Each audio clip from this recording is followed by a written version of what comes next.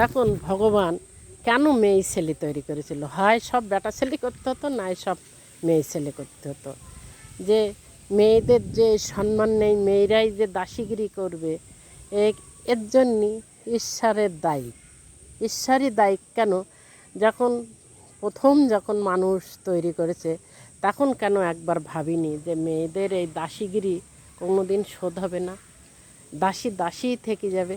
আমরা যাই করি না কেন আমাদের দাসীগিরি সকাল থেকে রাত 10টা পর্যন্ত করতেই হবে। তাই বলতে চাই, প্রত্যেক মেয়েদের সম্মান করো, প্রত্যেক বউদের সম্মান করো, কেননা তারা একটা সংসারের দায়িত্ব পালন করে। একটা বাড়ি চৌকিদার রাখলেও তারও তো একটা মাস গেলে মাইনে আছে।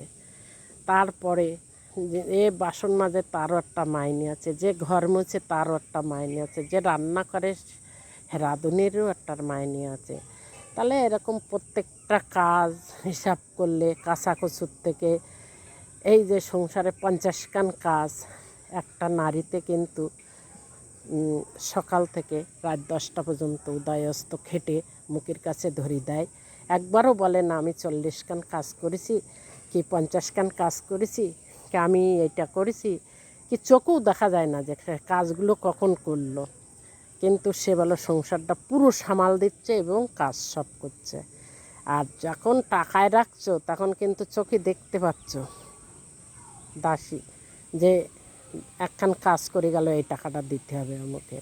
কিন্তু একটা নারী যখন সব কাজ করে, তারা বিনিময়ে কী পায়? বিনিময়ে ফ্রিতে এই সংসারে দাসীগিরি করতে এসেছে।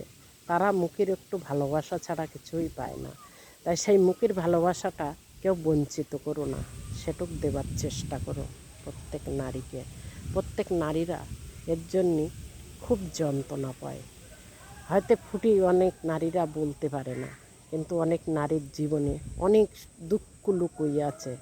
তাই বলতে চাই, প্রত্যেক স্বামীরা বউদের একটু সম্মান করো। তারা কিন্তু 10টা দাসীর কাজ একাই করে। বাড়ির যতগুলো কাজ একটা দাসী রাখলে কিন্তু করতে পারে না, সেই 10টা দাসীর কাজ একাই করে দেয়, যে সবাইকে নিয়ে চলে। সেই হলো স্ত্রী, সেই হলো তাকে সম্মান করো। বউ বলে, পরের মেয়ে বলে তার যে কোনো দাম নেই, মূল্য নেই, এটা কেউ করো না। লাইক কমেন্ট শেয়ার করো, যদি ভালো লাগে ভিডিওটা সবাই শেয়ার করো।